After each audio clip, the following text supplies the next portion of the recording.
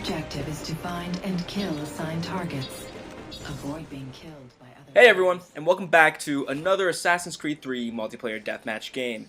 I'm Broski, and today we're playing as Lady Maverick on the map Northern Passage, which is actually one of my favorite maps to play on. I just really like the flow of this map. I like how it's circular. You can always stick around in the middle, or you can always go around the outside and keep track of the middle. I just really like playing on this map. So, I'm back with another Assassin's Creed video. I posted some Halo 4 last time. That was just a nice break from talking about Assassin's Creed, but I finally found a game that I think I can talk about and features some pretty good gameplay overall. Well, at least what I think is pretty good gameplay. Recently, a lot of my games, I want to talk about two things. One of them being keeping calm under pressure, and the other one being luck. And I'll get to luck a little bit later as far as Assassin's Creed 3 goes. But the first part is staying calm under pressure. The Assassin's Creed multiplayer experience is pretty unique in that the whispers letting you know that there's a pursuer on you, is really, what's the word for it? Stressful. There we go. It's really stressful. It causes a lot of stress on you as a player. Just like, man, I don't want to. There's always a constant whisper, it feels like, and I think that's what creates a heightened suspense with this multiplayer, and I think that's what makes it so attractive as a player. It keeps you feeling on edge. Some people may not like that though. I know I get stressed out sometimes, especially if I'm not having a great game or things are not going my way. I tend to get a little more stressed out with those whispers, especially, you know. I think this game illustrates I constantly have like 2 or 3 pursuers on me. I tend to stick around in the middle of the map a lot. As it can just be a very stressful game. But I think it's important to kind of ignore those whispers and really wait for your opportune moments, like one of those right there with a Night Stalker. I waited. I know there's pursuers on me. I even know there's some waiting around in blend groups. I just decide to keep calm and see if I can get away with just standing around in the middle of a blend group, and it pays off. And that kind of play style where you kind of play it's kind of lucky where you stick around in a little blend group hoping that a pursuer doesn't come near you or something like that, or some pursuer just kind of does like a reckless thing and catches you off guard. It's a lot of luck based, but when the luck pays off, it's worth it. I usually, when I post Assassin's Creed videos, I usually only post my wins where I get in the first place, and I think for as many times as I get in the first place, I tend to rage quit. Well, not rage quit, but like I just find, like, if I start a game, it's 3 minutes in, I've got 1 kill and 3 deaths, and most of these times I know I'm not gonna do well for the rest of the game. So that's my decision to kind of quit out. I'm not gonna stick around for something that causes that much stress on me, So I'm gonna join a different game and see if I can do a little bit better. I think that's kind of my philosophy on that. I don't want to cause stress on my life for doing that kind of stuff, so I just decide to avoid it. Could be a lot of people see that as like, oh, that's not it's not legit or anything like that. But I play to win, and so I don't want to deal with all that extra stress by having a really bad game and then dealing with it for 7 more minutes. It's like okay, come on, I want to get on with playing my game. I want to do a different game, so it's kind of my viewpoint on that. But I think a lot of players will tend to agree that, like, if a game is not going well, they'll just quit out. It's our option to do that, so why not? But going along more into that, luck plays a huge factor in the Assassin's Creed multiplayer experience. Like that video where I got over 10,000 points in a game. That was extremely lucky. I don't ever expect to get over that many points. I think a good game is when I get over 6,000 points. And I tend to forget that, actually, since I got that 10,000 points. I'm like, oh yeah, I'm really freaking good at this game. I can get 10,000 whenever I want, which is just absolute bullcrap. I can never do that. But a good average game is like 6,000 points, and I gotta keep that in mind. And when I play this game, although it's a good goal to shoot for, to go over 7,000, to go over 8,000 per game. Because like I feel like that's completely possible.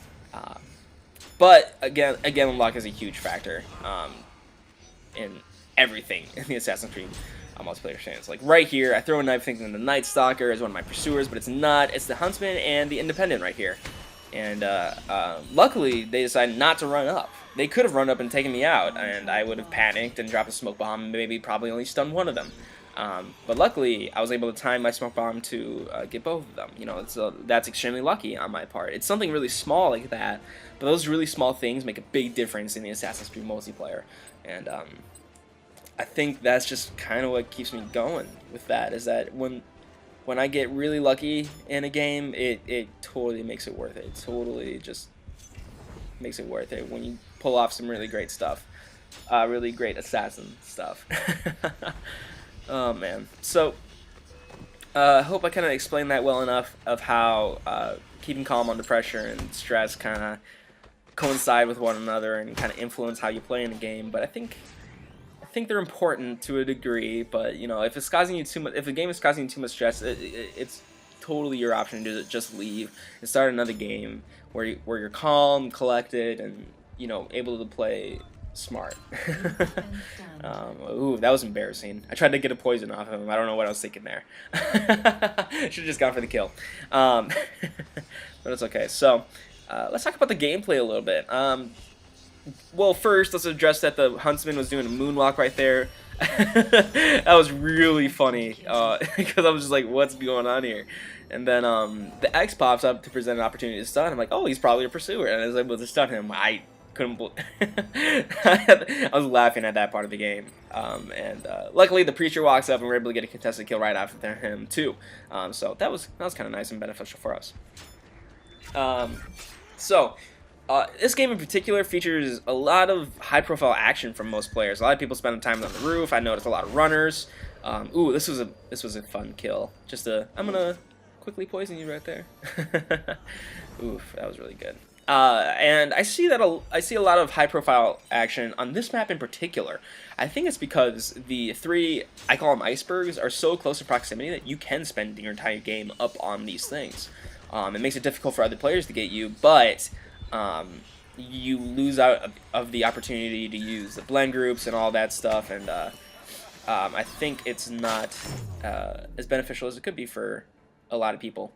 But I have seen it work to a degree. I see a lot of people take defensive positions when they're up on the rooftops, but to me, it's not worth it, because once you run out of those defensive options, you're screwed. You're going to be chased down and taken out, and you know, there's nothing else you can do about it at that point. And so I always advocate using blend groups, because it makes life easier.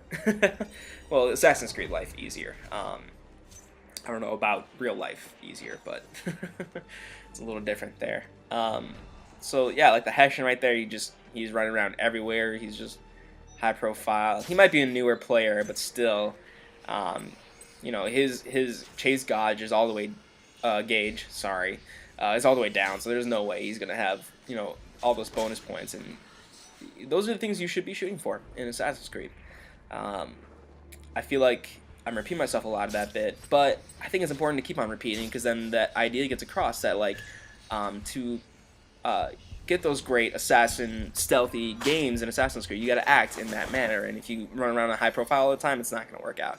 I think that type of gameplay behavior might come from the single player, because the single player is really in Assassin's Creed 3 at least, it's really focused on the high profile action. You know, the combos are really easy to get off, and the running stealth attacks and everything like that, which is really fun to do in single player, but the multiplayer is not built around that. But I don't know, maybe that's a different topic to talk about in another future Assassin's Creed videos, the first player campaign and how that influences multiplayer, or vice versa. But we're getting on the last, I think it's the 30 seconds now into the game. Yep, there we go. Last 30 seconds of the game here. Still on top here. I'm almost at 8,000, and I really want that 8,000, so I'm going to try to go for that in the last 20 seconds here. Throw on a quick disguise to increase my security a little bit, because I'll be heading towards the center of the map, which is what everyone does to finish out the game. So that's pretty good. Luckily, I'm able to get a nice, pretty stun right there from the the bear there, because he was just running around in a high profile manner. So that was a good way to end the game. Get over 8,000 points. I end up on top, and I hope I illustrated the stress point well enough for people to understand. Hopefully, at least. We got the independent round out second, and the Knights Soccer on third. And I finished with a pretty good kill-death ratio, 10-4. So thanks for watching, everyone. I really appreciate all the feedback I've been getting and the support. I can't stress it enough. Like the video if you want to help the channel grow a little bit, and I'll see everyone later. Bye-bye.